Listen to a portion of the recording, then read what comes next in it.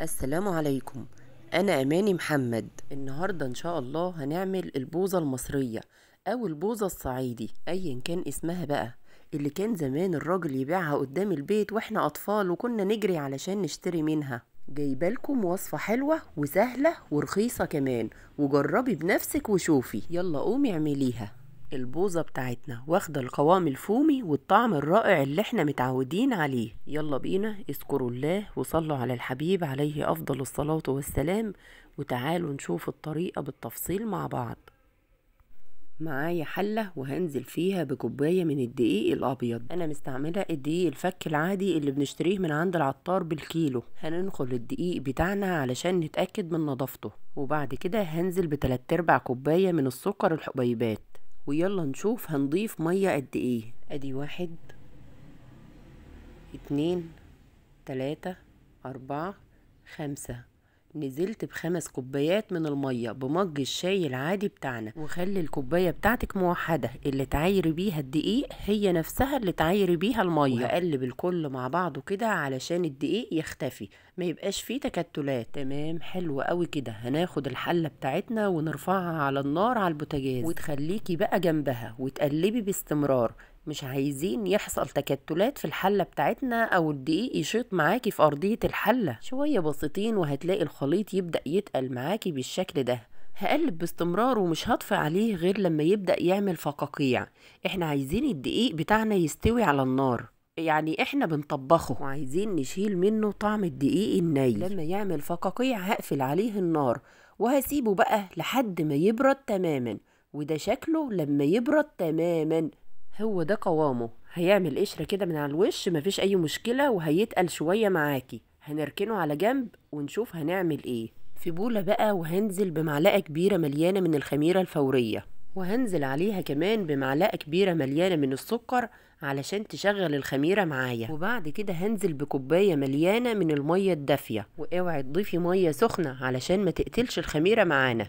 هنقلب الخليط كله بالشكل ده ونغطيه ونسيبه على جنب يختمر. وبعد شوية رجعت لها لقيت الخميرة ما شاء الله عاملة فقاقيع بالشكل ده، ويعني تقريبا خلاص لو سبتها شوية كمان هتملى البولة على الآخر. يبقى كده الخميرة ناجحة معانا ونكمل بها الشغل.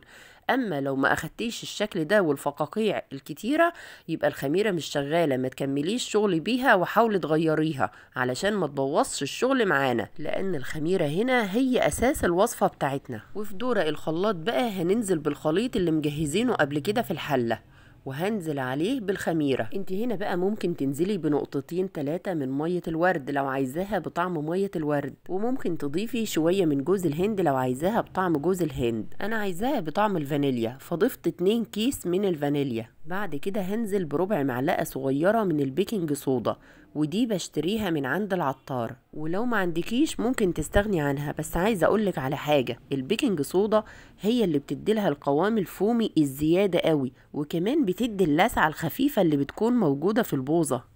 هنضرب الخليط في الخلاط حوالي 10 دقايق، هنلاقي اللون يفتح معانا بالشكل ده. ملحوظة بقى وانت بتضربي الخليط ده في الخلاط بمعلقة كده، وخدي شوية ودوقي السكر بتاعها واظبطي الطعم براحتك. انا ضفت معلقة كبيرة مليانة من السكر كمان، وشغلت بقى الخلاط وضربت الخليط مع بعضه 10 دقايق. بعد كده صبيته في البولة وغطيت عليه واركنيه بقى شوية حسب حرارة الجو عندك. انا سبته حوالي نص ساعة ورجعت له ولقيت الكمية زادت ما شاء الله بالشكل ده.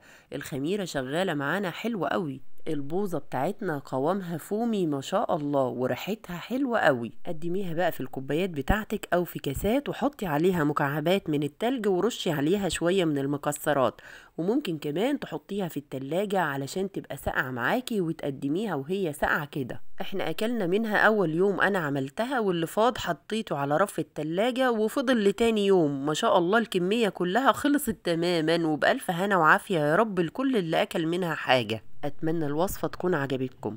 يا ريت بقى ندعي لمرضانا جميعا بالشفاء ولموتانا جميعا بالرحمة والمغفرة، اللهم امين. وما تنسوش لايك للفيديو واشتراك معايا في القناة وتفعيل الجرس. والسلام عليكم ورحمة الله وبركاته.